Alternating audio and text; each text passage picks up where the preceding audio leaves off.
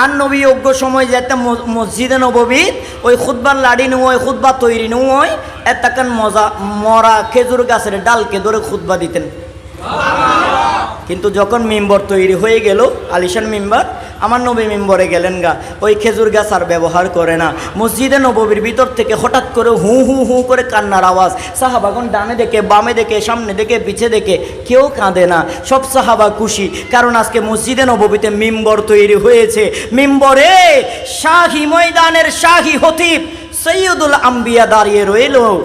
সুবহানাল্লাহ। সবাই খুশি আবার কাঁদে কে? সবাই দেখে। আমার নবী হঠাৎ করে খেয়াল করলো মিম্বরের পিছনে ওই খেজুর গাছের পুরনো ডালটা কান্না করতে লাগলো। সাহাবাগণ তো অবাক, ও নবী খেজুর গাছ কেমনে কান্না করে? খেজুর গাছ তো গাছ, গাছ তো আর কথা কইতে পারে না, গাছ তো আর কান্না করতে পারে না, এখন গাছ কেমনে কান্না করে?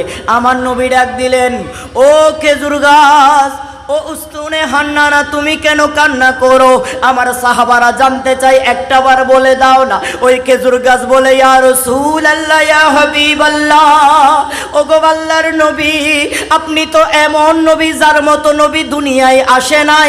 আপনি এমন নবী সৈয়দুল আম্বিয়া, আপনি এমন নবী শফিউল মুজনিবিন, আপনি এমন নবী রাহমাতুল লিল আলামিন। আমি মরা খেজুর গাছ ছিলাম, আপনি রহমতের হাত যখন লাগাইলেন আমি খেজুর গাছের জান ফেরত পেলাম, খেজুর গাছ জীবিত হয়ে গেলাম। এতদিন আপনি নবী পিঠ মুবারক আমি খেজুর গাছের ডালের মধ্যে বাজাইতেন, হাত মুবারক বাজাইতেন, খেজুর গাছ নিজেকে ধন্য মনে করতাম। কিন্তু মসজিদে নববীর মিম্বর হওয়ার কারণে আপনি মসজিদে নববীর মিম্বরে দাঁড়িয়ে ইয়া রাসূলুল্লাহ আপনি খুতবা দিচ্ছেন, জুমার খুতবা প্রেরণ করছেন গো নবী।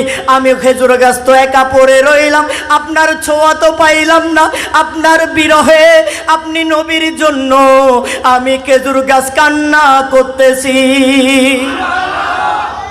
পারে কি পারে না? মরা গাছেরও কান্না ফুটাইতে পারে কে? আমার নবী, আমার সাহাবাগণ তো অবাক, ইয়া রাসূলুল্লাহ এটা কেমন কথা? এটা তো জড় বস্তু, গাছ, গাছও নয়, শিকড়ও নয়, গাছের একটা ঢাল, ডাল কিভাবে কান্না করে? আমার নবী মুস্কি হাসি বলে, ও সাহাবা তোমরা কি ভুলে গিয়েছো আল্লাহ বলেছে, ওয়ামা আরসালনাকা ইল্লা রাহমাতাল লিল আলামিন। আমি নবী শুধু তোমাদের নবী নয়, তোমরা নারী আর পুরুষ মুসলমানদের নবী নয়, আমি নবী হলাম আসমানের নিচে জমিনের উপরে যত সৃষ্টি আছে সমস্ত সৃষ্টি জগতের